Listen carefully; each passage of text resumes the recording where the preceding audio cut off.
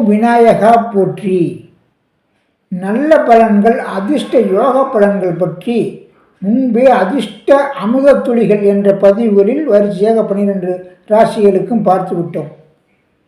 இந்த பதிவில் மீனம் ராசிக்கு என்ன விதமான தீய பலன்கள் ஏற்படும், அது எப்போது ஏற்படும், உங்களுக்கு தீமைகள் செய்யக்கூடியவர்கள் யார், அதேபோல் தீமைகள் எந்த நாட்களில் ஏற்படும் உங்களுக்கு, அதேபோல் ஜாதக ரீதியாகவும் எந்த நட்சத்திரங்களில் ரீதியாக அந்த நாட்களை அறிந்து கொண்டோம். அதேபோல் ராசிகள் ரீதியாகவும் குறிப்பிட்ட அந்த 2.25 நாட்களை நீங்கள் அறிந்து கொள்ள முடியும். சந்திராஷ்டம நாட்கள் என்று சொல்லப்படும் நாட்களையும் நீங்கள் அது துல்லிய நேரத்தை அறிந்து கொண்டு செயல்பட்டால் 6 மணி நேரம் கவனமாக பாதுகாப்பணும். அதே போல்தான் அஷ்டமச்சனி, ஜென்மச்சனி, ஏழரை சனி போன்ற காலங்களிலும் தற்போதும் உங்களுக்கு ஜென்மச்சனி வந்து கொண்டிருக்கிறது, வந்துவிட்டது.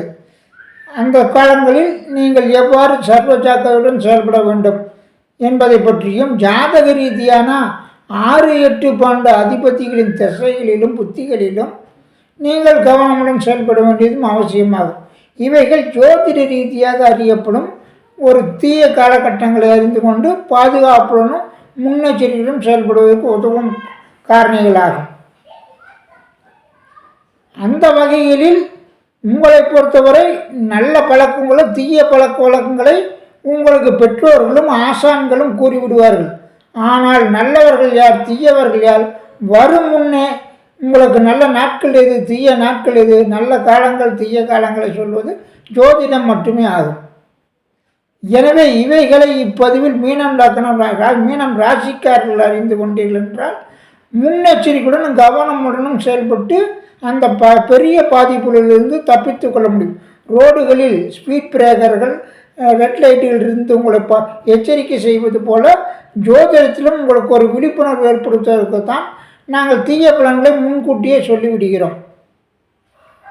எனவே மீனம் லக்னத்துமே ராசிக்கு லக்னம் ரீதியாக வேறு பதிவுகள் இருக்கிறது.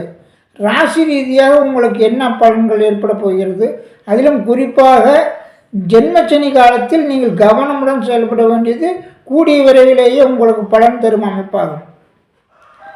எனவே உங்களுக்கு தீய பலன்கள் எவ்வாறு ஏற்படும், பொதுவாக உங்களுக்கு நட்சத்திரம், பிறந்த நட்சத்திரம், ஜென்ம நட்சத்திரம், நாம் பிறக்கும்போது இருக்கும் நட்சத்திரம், ஜென்ம நட்சத்திரம் ரீதியாக அதாவது 27 நட்சத்திரங்களிலும் ஒரு 9 நட்சத்திரங்கள் உங்களுக்கு அசுவ பலன்களை தரும் நட்சத்திரங்கள் ஆகும்.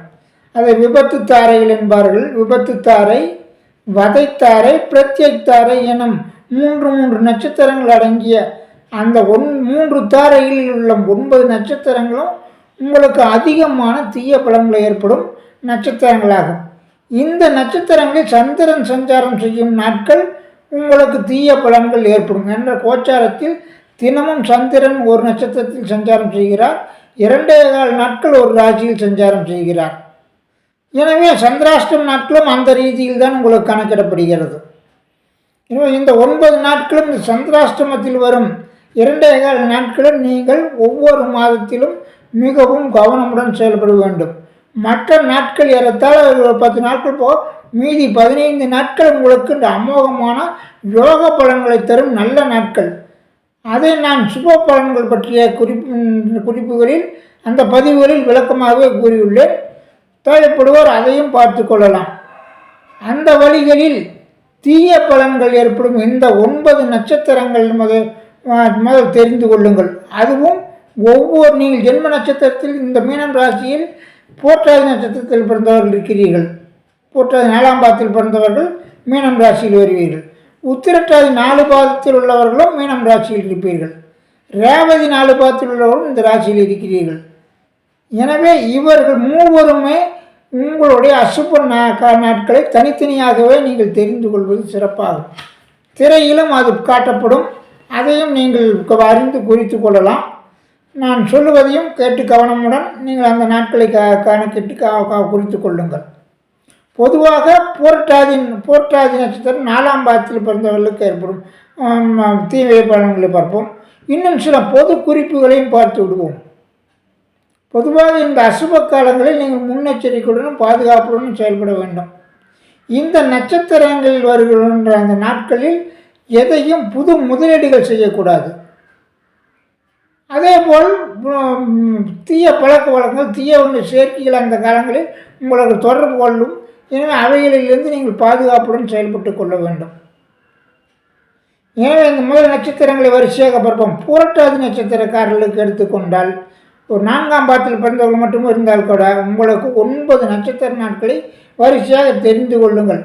ஆயில்யம், கேட்டை, ரேவதி, பரணி, பூரம், பூராடம், ரோகிணி, அஸ்தம், திருவோணம் இந்த 9 நட்சத்திர நாட்களிலும் நீங்கள் கவனமுடன் செயல்பட வேண்டும். என்ற சந்திரன் இந்த நட்சத்திர நாட்களில் 9 நாட்கள் மாதங்களில் சஞ்சாரம் செய்வார். அந்த நாட்களை அறிந்து கொண்டு நீங்கள் கவனமுடன் இருங்கள். முன்பே கூறியுள்ள எந்த புது முதலீடும் அவசியம் கூடாது. அதேபோல் புது காரியங்கள் தொடங்குதலும் இந்த நாட்களில் ஆகாது. உங்களுடைய சுப காரியங்கள் அனைத்தையும் முகூர்த்த கால நாட்களாகவே இருந்தால் கூட இந்த நாட்களை நீங்கள் தவிர்த்து கொள்ள வேண்டும். அது பொது முகூர்த்தம், உங்களுக்கு இந்த நாட்கள் ஆகாது. அதே போல் தான் அடுத்ததாக உத்திரட்டாதி நட்சத்திரங்கள். உத்திரட்டாதி 4 பாதத்தில் பிறந்தவர்களுக்குமே இது வரும். உங்களுக்கு ஆகாத 9 நட்சத்திர நாட்களை தெரிந்து கொள்ளுங்கள். அஸ்வினி, மகம், மூலம், கிருத்திகை, உத்திரம், உத்திராடம், மிருகசீரிசம், சித்திரை, அவிட்டம் இந்த 9 நட்சத்திரங்களின் சந்திரன் சஞ்சாரம் செய்யும் நாட்களில் உங்களுக்கு மிக அசுப பலன்கள் ஏற்படும். நீங்கள் முன்கூறியதுபோல இந்த நாட்களில் கவனமுடன் முன்கூறிய விதிகளை நீங்கள் கவனித்து புது தொழில்கள், புது முதலீடுகள் உறுதியாக செய்யக்கூடாது. உடல் ஆரோக்கியம் தேவை, கவனமுடன் பார்த்துக்கொள்ளணும். நட்புகளிலும் கவனமுடன் இந்த நாட்களில் தீயவர்கள் தான் நம்மளை அணுகுவார்கள். எனவே இந்த நட்சத்திரம் பிறந்தவர்களும் உங்களுக்கு தீய பலன்களைத்தான் கொடுப்பார்கள். மிகவும் அரிதாகத்தான் உங்களுக்கு நல்ல பலன்கள் ஏற்படும். அதை துல்லியமாக அறிய சுய ஜாதக ஆய்வு தேவை. ஒரு 80% பலன் இதில் சரியாக இருக்கும். ஒரு 20 பேருக்கு சுய ஜாதக ரீதியாக ஆய்வு செய்து தான் உறுதியான பலன்களை கூற முடியும். எனவே அடுத்ததாக புரட்டாதி, உத்திரட்டாதி, ரேவதி பார்க்கிறோம். ரேவதியில் 4 பாதத்தில் பிறந்தவர்களை பொறுத்தவரை, உங்களை பொறுத்தவரை பரணி, பூரம், பூராடம், ரோகிணி, அஸ்தம், திருவோணம், திருவாதிரை, சுவாதி, சதயம் இந்த 9 நட்சத்திரங்களும் சந்திரன் சஞ்சாரம் நாட்களும் ஆகாது. அதேபோல் இந்த நட்சத்திரக்காரர்களும் உங்களுக்கு சிறப்பான யோக பலன்களை தரமாட்டார்கள் உறுதியாக. எனவே இதுவைகளை நீங்கள் கவனமாக குறித்து கொண்டு நீங்கள் இந்த நட்சத்திர நாட்களிலும் இந்த நட்சத்திர காலிலும் கவனமுடன் இருந்து கொள்ளுங்கள். இந்த நட்சத்திர காலம் முன்பே கூறியபோல் பொது முகூர்த்த நாட்கள் வரும், ஆனால் உங்களுக்கு அது உகந்ததல்ல. இதை கவனத்தை கொண்டு கொள்வோம். அடுத்த ராசி ரீதியாக ஆராய்வோம். ராசி ரீதியாக சந்திராஷ்டம நாட்கள் அனைவருக்கும் தெரியும். உங்கள் ராசிக்கு 8வது ராசியில் சந்திரன் சஞ்சாரம் செய்யும் 2.25 நாட்கள். 9 பாதம் என்பதால் ஒரு நட்சத்திரத்துக்கு 4 பாதம், எனவே 2.25 நாட்கள் அந்த சந்திரனுடைய சஞ்சாரத்தில் உங்களுக்கு தீய பலன்கள் ஏற்படும் என்பது பொது விதியாகும். உங்கள் ராசிக்கு 8வது ராசியில் சந்திரன் சஞ்சாரம் செய்யும் நாட்கள். இதில் நட்சத்திரத்துக்கால் சில பதிவுகளிலும் டிவிக்களை கூறுகிறார்கள். அதில் சில தவறான கணக்குகள் உண்டு. பொதுவாக அவர்கள் கூறும் கணக்கு வேறு. ஆனால் 8வது ராசியில் அந்த நட்சத்திரம் இருக்கும் நேரங்களில் மட்டுமே உங்களை பாதிக்கும். இது துல்லியமான கால அளவாகும். மிக துல்லியமாக தெரிஞ்சுக்கிறது அவசியம். ஏன்னா நீங்கள் ஒரு பாதத்தில் தான் பிறந்திருக்கிறீங்க. ஒரு நட்சத்திரத்தில் பிறந்தீங்க, போட்டாதின்னு பிறந்தீங்கன்னா இது 4ஆம் பாதத்தில் இந்த ராசியில் வரும். மீதி 3 ராசி நட்சத்திர பாதமும் எந்த ராசிக்கு போயிடும்? கும்பராசிக்கு போயிடும். அப்போ உங்களுக்கு 8வது ராசியில் இருக்கிறப்போ உங்களுக்கு மீனம் ராசிக்காரருக்கு 8வது ராசி எதாவது வருது, துலாம் ராசியாக வருது. இப்போ துலாம் ராசியில் இருக்கிறப்போ 4ஆம் பாதத்துக்கு மட்டும்தான் பாதிக்கும் முடியா, மற்ற 3 பாதத்துக்கும் பாதிக்காது. ஆனால் அவங்க வேறு ராசி ஆயிடுறாங்க. ஆகவே நட்சத்திர பாதம் ரீதியாகத்தான் நீங்கள் கணக்கிட வேண்டும். பொதுவாக நட்சத்திரங்கள் சொல்லும் பலன்களை ஏற்றுக்கொள்ளாதீர்கள். அது கேலண்டரிலும் இருக்கும், டிவிக்கிலும் சிலர் கூறி வருகிறார்கள். அது தவறான வழிகாட்டுதலாகும். முன்னோர்கள் கூறியதாக இடைச்சேரிகள் நிறைய மூலநூல்கள் உண்டு. அதை பற்றி பின்னால் பார்ப்போம். எனவே நீங்கள் உங்களை பாதுகாத்து கொள்ளுங்கள். உங்களை பாதுகாத்து கொள்ள உங்கள் நட்சத்திர பாதத்தில் என்ற ஒரு நட்சத்திரம் பிறந்திருக்கீங்கன்னா, இப்போ உத்திரட்டாதியில் பிறந்தாலும் நீங்கள் எத்தனாம் பாதத்தில் பிறந்திருக்கீங்க உங்கள் ஜாதகத்தை பார்த்து தெரிஞ்சுக்கலாம். அது 4 பாதம் இருக்கும். 4 பாதத்தில் வந்து நீங்கள் எத்தனாவது பாதத்தில் பிறந்திருக்கீங்க தெரிஞ்சுக்கங்க. அப்போ சந்திராஷ்டமத்தை எப்படி ஈஸியாக கணக்கிடலாம். சந்திராஷ்டமம் 8வது ராசியில் உங்களுக்கு சந்திரன் போகிறார்ல, அதுலேயும் 9 பாதம் தான் இருக்கும். இப்போ நீங்கள் இந்த ராசியில் வந்து போற்றாதி நாள்லேருந்து எண்ணுங்க. உங்கள் பொதுவாக எண்ணி எழுதிக்குங்க. போற்றாதி நாள், உத்திரட்டாதி நாள், ரேவதி நாள் 9 பாதம் வந்துடுதா. இந்த ராசியில் நீங்கள் எத்தனாவது பாதத்தில் இருக்கணும், அந்த ராசியில் எத்தனாவது பாதத்தில், நட்சத்திரத்தில் எத்தனாவது பாதங்கள் கணக்கு போட்டுங்க. அந்த ராசியிலேருந்து முதல்லேருந்து எண்ணி எத்தனாவது பாதத்தில் பிறந்துக்கிறீங்களோ அதே 8வது ராசியில் அத்தனாவது பாதத்தில் உங்களுக்கு சந்திராஷ்டம நேரமாகும். இதை சொல்லி புரியுதா? திரும்ப கேட்டிங்கன்னா புரிஞ்சிக்கலாம். இதை நல்லா தெரிஞ்சுங்க. அந்த ராசியில் நீங்கள் எத்தனாவது பாதத்தில் பிறந்துக்கிறீங்களோ அதே 8வது ராசியில் அத்தனாவது பாதத்தில் சந்திரன் சஞ்சாரம் செய்யும் நேரம் சந்திராஷ்டம் நேரம் 24 மணி நேரம் ஒரு நாளில். ஒரு பாதத்துக்கு 6 மணி நேரம் மட்டும்தான். எனவே உங்களுக்கு கடுமையான பாதிப்புகளை ஏற்படுத்தும் சந்திராஷ்டம் நேரம்னு எடுத்துக்கிட்டால் 6 மணி நேரம் மட்டும்தான். இதை துல்லியமாக தெரிஞ்சுங்க. இப்போ நிறையா பயன்படுத்த ஆரம்பிச்சிட்டாங்க. தெரியாதவங்க இதை பார்த்து தெரிஞ்சுக்கிட்டு பயன்படுத்திங்க. பயப்படாதீங்க. 24 மணி நேரம் கொஞ்சம் பாதுகாப்புடன் இருக்கிறது நல்லது தான். ஆனால் ரொம்ப கவனமாக முக்கியமாக பிரயாணங்கள் செய்கிறது, ஒரு தவறான ஒரு செயலில் வந்து அந்த ஈடுபடுத்தி வைக்கிறது, ஒரு முக்கியமான காரியத்தை இந்த காரியத்தில் கடமைகள் கூட புதுசாக செய்யக்கூடிய கடமைகள் வந்து அன்னைக்கு இந்த 6 மணி நேரத்தில் செய்யாதீங்க. முக்கியமாக பிரயாணங்களை தவிர்த்துக்குங்க. இந்த 6 மணி நேரத்தில் கடுமையான ஒரு பிரயாணங்களில் அதுலேயும் வந்து உங்கள் ராசியும் ஒரு அசுப ராசியை இருந்து, நான் பாவக்கர ராசியில் இருக்குல்ல, சனி செவ்வாயினுடைய ராசிகள் அசுப ராசிகள், அந்த ராசியில் சஞ்சாரம் செய்யும் 4 நாள் இருக்குது. அதே போல் உங்களுக்கு ஜாதக ரீதியாக 6, 8, 12 அதிபதி தசாபுத்தி காலங்கள் இருக்குது. 7 சனி, அஷ்டம சனி, ஜென்மச்சனி, அர்த்தாஷ்டம சனி, கண்டாய சனி போன்ற அசுப காலங்கள் இருக்குது. இந்த காலங்களும் இந்த சந்திராஷ்டம காலங்களும் இணையும் போது நீங்கள் குறிப்பாக இந்த 6 மணி நேரத்தை கணக்கு வச்சுக்கோங்க. ஏன்னா ஒரு நாளைக்கு ஃபுல்லாகவே எங்கேயும் போக முடியாமல் ஒன்றும் செய்ய முடியாமல் இருக்கிறது ரொம்ப சிரமம் நமக்கு. ஏன்னா இன்றைக்கி வந்து ரொம்ப ரொட்டீன் வேர்ல்டு, பொருளாதார எக்கனாமிக் வேர்ல்டுன்னு சொல்லக்கூடிய பொருளாதார உலகத்தில் இருந்துகிட்டு இருக்கோம். அதனால் நீங்கள் வந்து இந்த 6 மணி நேரத்தை மட்டும் கணக்கு வச்சுக்கோங்க. கவனமாக இருந்துங்க. இது முடிஞ்சது. ராசி ரீதியாக நீங்கள் இதை அறிஞ்சிக்கலாம். அதுதான் சொல்கிறது, துல்லியமாக சொல்லிவிட்டேன். திரும்ப இந்த பதிவு பார்க்காதவங்க பார்த்தீங்கன்னா ஒரு தடவை 2 தடவை பார்த்தீங்கன்னா புரிஞ்சு போயிடும். சந்திராஷ்டம் நேரத்தை துல்லியமாக அறிஞ்சிங்க. இந்த சந்திராஷ்டம் நேரத்தை கணக்கிறது தான் எல்லா கோச்சார கிரகங்களின் பலன்களும் உங்களை பாதிக்கும் நேரம், நல்ல பலன்களை தரும் நேரமாக அந்த காலங்களையே அறிஞ்சிக்கலாம். அந்த பாதம் தான் உங்களுக்கு நல்லது தீயது அனைத்தையுமே அந்த ராசியில் அந்த கிரகங்கள் சஞ்சாரம் செய்யும்போது கிடைக்கும். முக்கியமாக 8வது ராசியில் கணக்கு போட்டிங்கன்னா இது தீய பலன்கள். இதே குரு பலம் வரும்போது 2வது ராசியில் இருக்கிற அத்தனாவது பாதத்தில் நீங்கள் குரு சஞ்சாரம் செய்கிற காலத்தில் போட்டிங்கன்னா நன்மை கிடைக்கும். ராகுக்கு எது போச்சுன்னா தீமை கிடைக்கும். அதே மாதிரி புதன் சுக்கிரன் சுபக்கிரகங்கள் போகும்போது நல்லது கிடைக்கும். இது கோச்சார பலன்கள் கணக்கிறவங்களுக்கு ஈஸியாக ஒரு நல்ல பலன் எடுக்கிறதுக்கு உதவும். முடிஞ்சுதான். அடுத்ததாக உங்களுக்கு ஜாதக கோச்சார ரீதியாக வந்துடலாம். மொத்தமாக ராசிக்கு 7 சனி 7.5 வருஷம். அது பொதுவாக கணக்கெடு. அதில் வந்து 3 பார்ட்டாக வருது. எப்படியும் முதல்ல வந்து விரயச்சனி, அடுத்தது ஜென்மச்சனி, அடுத்தது பாதச்சனி, 3 பார்ட்டாக இருக்குது. அப்போ வந்து முதல்ல விரயச்சனியில் விரயங்கள் தான் அதிகம் ஏற்படும். கொஞ்சம் பொருளாதார ரீதியாக கவனமாக இருந்துக்கிட்டு தேவையில்லாத செலவுகளை குறைச்சிக்கிட்டிங்கன்னா போதும். சுப செலவுகளாக செஞ்சுருங்க. நல்ல காரியங்கள், வீடு கட்டுறது, கல்யாணம் பண்ணுறது, மற்ற சுப காரியங்களில் 7 சனியில் கல்யாணம்லாம் பண்ணலாம். ஜென்மச்சனியும் அஷ்டமச்சனியில் மட்டும் கொஞ்சம் ஜாதகத்தை ஆய்வு செஞ்சு பண்ணுங்க. மற்றபடி பாதச்சனியிலே விரயச்சனியிலே கல்யாணம் உறுதியாக பண்ணலாம். அதே குருபலம் இருந்துச்சுன்னா கேட்கவே வேணாம், நீங்கள் அருமையாக செய்யலாம். அடுத்தது வந்து உங்களுக்கு வந்து இப்போ வந்து 7 சனியில் முதல் 2.5 வருஷம் விரயச்சனி, அடுத்து 2.5 வருஷம் ஜென்மச்சனி, அடுத்து 2.5 வருஷம் பாதச்சனி. இதுலேயே 3 சுற்று இருக்குது. மங்கு சனி, பொங்கு சனி, அந்த மாதிரி சனியினுடைய 3 சுற்று இருக்குது. மரண சனின்னு சொல்லக்கூடியது.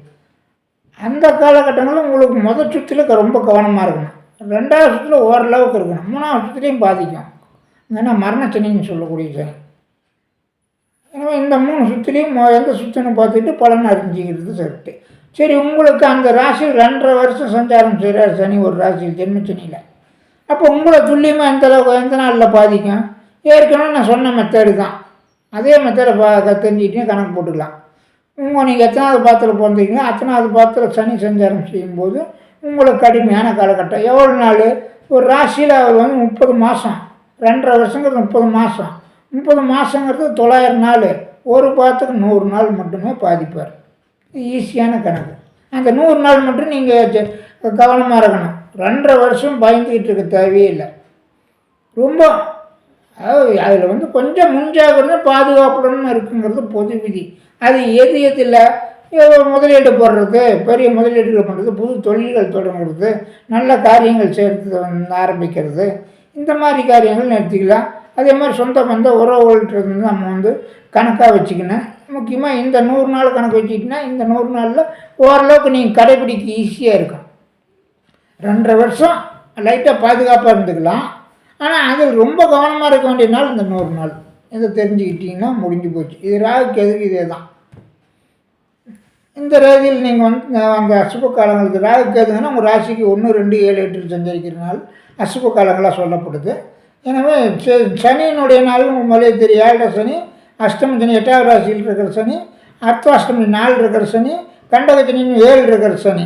இந்த சனிகளை நீங்கள் தெரிஞ்சுக்கிட்டு காலங்களை தெரிஞ்சுக்கிட்டு கவனமாக இருந்துக்குங்க. அடுத்து ஜாதக ரீதியாக உங்களுக்கு எப்போ தீமை ஏற்படும்? உங்கள் ஜாதகத்தில் லக்னத்துக்கு 6, 8 உங்களுக்கு முக்கியமாக அந்த அதிபதிகளின் திசாபுத்திகள் நடக்கும் காலங்களில் கவனமாக இருந்துக்குங்க.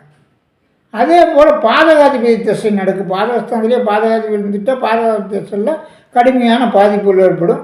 இந்த முதல்வர் கூட குரு திசையில் மரணம் ஏற்பட்டது நிறைய அறிஞ்சவங்களுக்கு தெரியும். அந்த மாதிரி பாதகாதிபதி திசையில் கவனமாக இருந்துக்குங்க. மாரக திசைன்னு சொல்லக்கூடிய இது சரத்திர உபயலக்கணங்கள் ரீதியாக ஏற்படும். உங்கள் லக்கணத்தை நீங்கள் உபயலக்கணம் 7, 11ஆம் அதிபதிகளின் திசைகளில் நீங்கள் கவனமாக. ஏன்னா 7, 11 உபயலக்கணக்காரங்களுக்கு மாரக திசை. அது லக்ன ரீதியாக எடுத்துக்கிறது. ராசி ரீதியாக நீங்கள் ஜாதக ரீதியாக ஆய்வு செய்யும்போது அப்படி ஆராய்ஞ்சு நீங்கள் அந்த அசுப்ப காலங்களில் உங்களுக்கு தெரியலனா கூட ஜோதிடர்கள் உதவி கொண்டு தெரிஞ்சுக்கிறது நல்லது. அந்த காலங்களில் இந்த சந்திராஷ்டமனால இந்த தீய நான் சொன்ன 9 நாள் உங்கள் நட்சத்திரத்துக்கு அந்த நாட்களில் கவனமாக இருந்துங்க. இவ்வளோ தான். இதுக்கு வழிபாடு முறைகள் ரொம்ப நம்பிக்கை உள்ளவங்க வழிபாடு முறைகள் செஞ்சுக்கலாம். வழிபாடு மூலம் உங்கள் லக்னம் ராசிக்கு அதிபதி குரு பகவான் ஆயிடுறாரு. பிரம்மா தட்சிணாமூர்த்தி குரு பகவான் வேண்டிக்கலாம், ஒரு சிறப்பான பலன்கள் கிடைக்கும். அதே போல் சனீஸ்வரர், சனி இப்போ பாதிப்பு இருந்தால் சனீஸ்வரர் வாங்கிங்க, ஆஞ்சநேயர் விநாயகர் வழிபாடு பண்ணிக்கோங்க. அந்த ஸ்தலங்கள் திருநெல்ல ஸ்தலங்கள் போய்க்குங்க. அந்த தசாபுத்தி கிரகங்களின் ஸ்தலாதிபதிகள் வழிபடுங்க.